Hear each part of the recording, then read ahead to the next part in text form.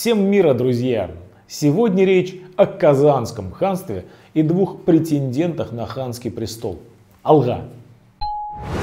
Вторая половина 15 века была временем, когда одни осколки Золотой Орды объединялись между собой и боролись против других. В контексте этих процессов Казань середины 80-х годов 15 века была в тисках борьбы за ханский трон. В июле 1487 года русские воеводы взяли Казань и выдворили в ханском дворце Мухаммада Амина. Фактически над Казанским ханством был установлен московский протекторат. Мать хана Мухаммада Амина Нур-Султан к тому времени жила в Крыму и была женой Менглигерея I, а рядом с ней находился ее другой сын Абдул-Латиф. И именно к нему было приковано ее внимание. Абдул-Латиф – младший сын казанского хана Ибрагима и царицы Нур-Султан. Он родился в Казани около 1475 года и при выходе матери замуж за крымского хана в 1487 году был увезен из Казани в Бахчисарай и провел детство и юность в Крыму. Вскоре после прибытия на Черноморский полуостров Нур-Султан поняла, что Крым был не самым безопасным местом для Абдул-Латифа. Она предусмотрительно начала выяснять возможности отсылки сына на север, либо к брату Мухаммаду Амину в Казань, либо к Ивану III в Москву. В итоге ханбека Нур-Султан отпустила юного сына из Крыма, и он прибыл в Москву в январе 1493 года. По прибытии Абдул-Латифу был пожалован город Звенигород со всеми причитающимися ему доходами. Татарский след в Звенигороде прослеживается еще с 1449 года, когда там был замечен султан Касым, сын Улуг-Мухаммада.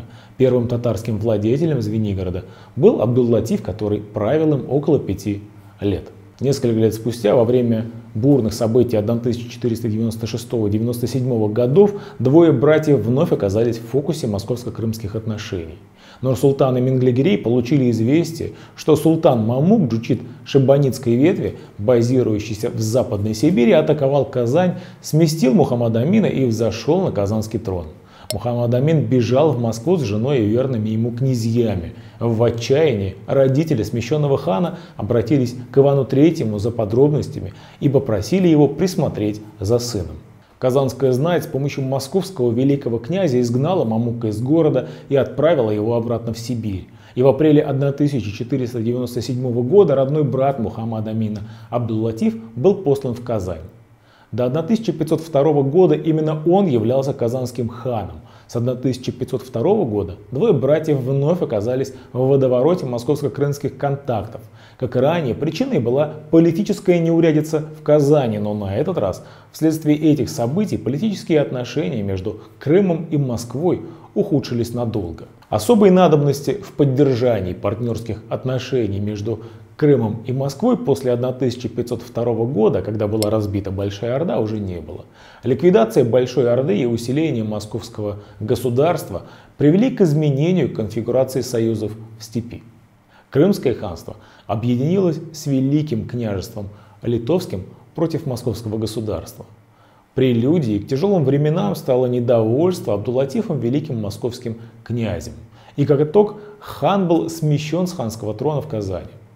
Сообщение о том, что молодой джучид был лишен трона своим недавним московским покровителем, вызвало всеобщее недовольство во властных кругах Крыма. Согласно источникам царицы Нур-Султан, Абдул-Латиф вообще затерялся в степи. Однако московские послы, которые должны были возвратиться в Крым, на все вопросы, касающиеся Абдул-Латифа, отвечали немногословно, что, мол, великий князь держит его в Москве. Фактически же, хан содержался под стражей в Белоозере. Это сообщение нисколько не удовлетворило крымского хана и его жену. Они либо как-то узнали, либо просто догадывались о реальном положении вещей и не могли равнодушно относиться к нему. В апреле 1501 года Менглигерей просил, чтобы юному джучиду не оказывалось бесчестия, и настаивал, что адекватное отношение к нему является предпосылкой дальнейших нормальных отношений между Крымом и Москвой. Менглигерей и Нур-Султан были серьезно и обоснованно озабочены положением Абдул-Латифа. На тот момент Абдул-Латиф являлся низложенным правителем, обвиненным в нарушении своих клятв в Москве.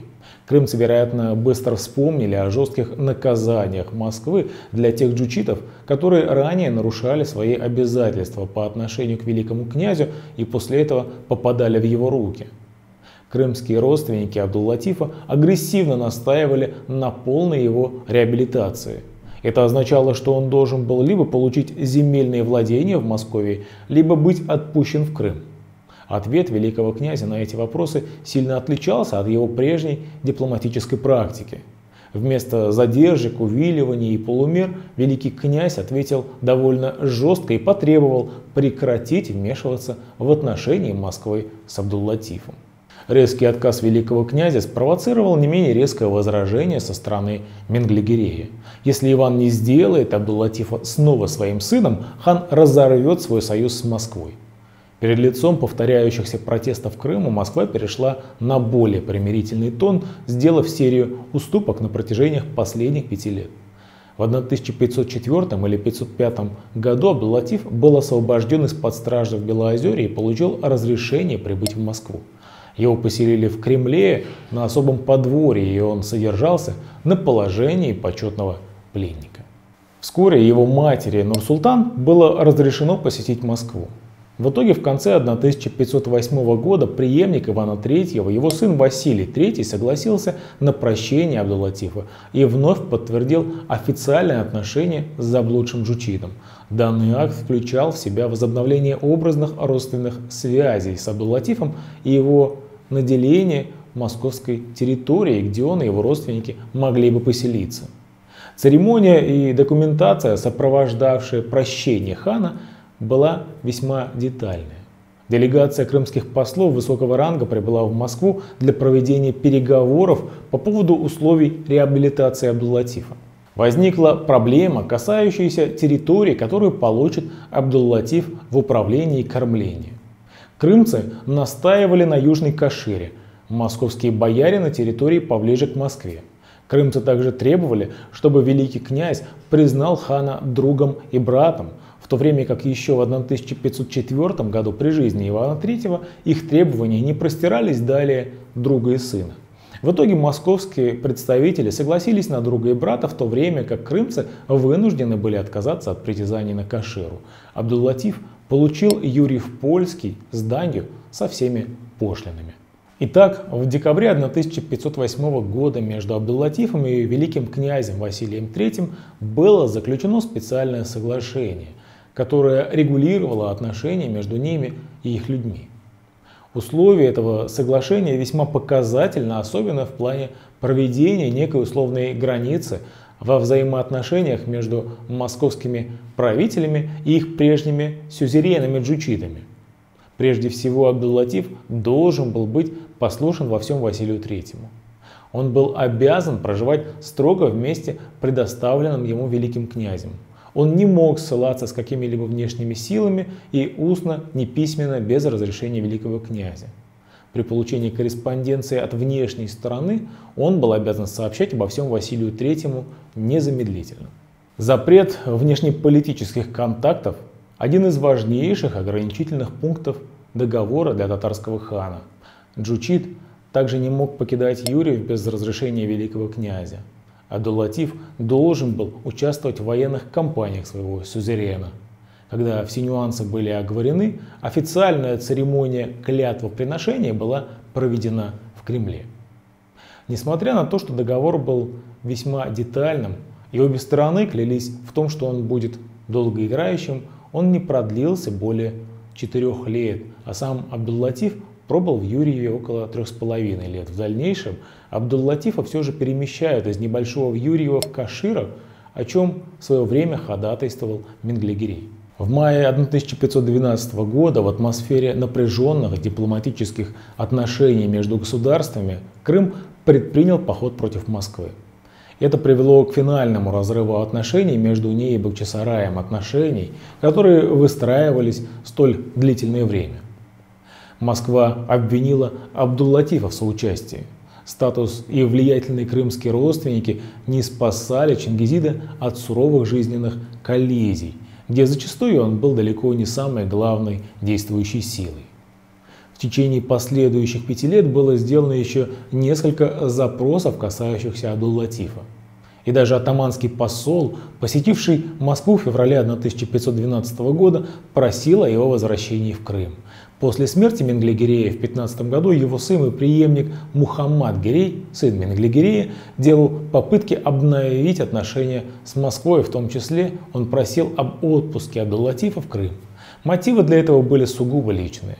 Нур-Султан собиралась совершить паломничество в Мекку, и согласно мусульманскому обычаю ее должен был сопровождать спутник мужского пола. Тупиковые переговоры продолжались вплоть до 1517 года, причем каждая сторона становилась все более и более непоколебимой. Мухаммад-Гирей утверждал, что отношения великого князя к Абдул-Латифу не соответствуют дружбе и братству между крымским и московским лидерами.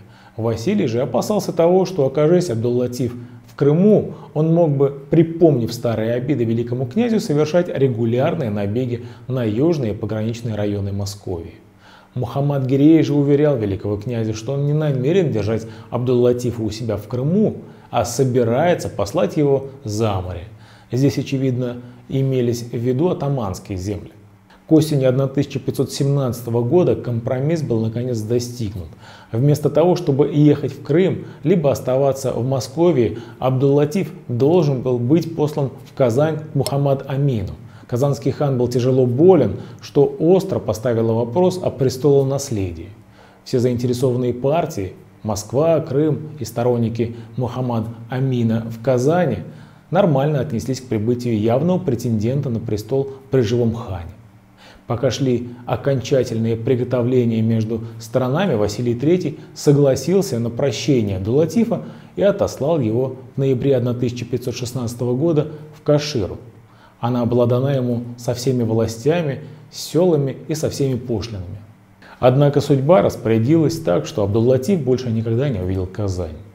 Будучи в Кашире и дожидаясь утряски всех организационных вопросов, он вдруг неожиданно заболел и умер 19 ноября 1517 года. Хану было около 42 лет. Некоторые исследователи считают, что его отравили по приказу из Москвы. В письме к его матери Василий не преминул указать, что ее сын умер в наказание за его грехи. Мухаммад-Амин вскоре последует за своим братом и покинет этот мир 18 декабря 1518 года. На момент смерти ему будет не более 50 лет. Друзья, обязательно напишите в комментариях, что вы думаете о Казанском ханстве второй половины 15 и начала 16 века. Обязательно поставьте мощный татарский лайк этому видео, подписывайтесь на наш канал и изучайте историю. С вами был Ренат Хабибуллин и Татары сквозь время. Ассаламу алейкум, сау булгас и всем мира. Пока.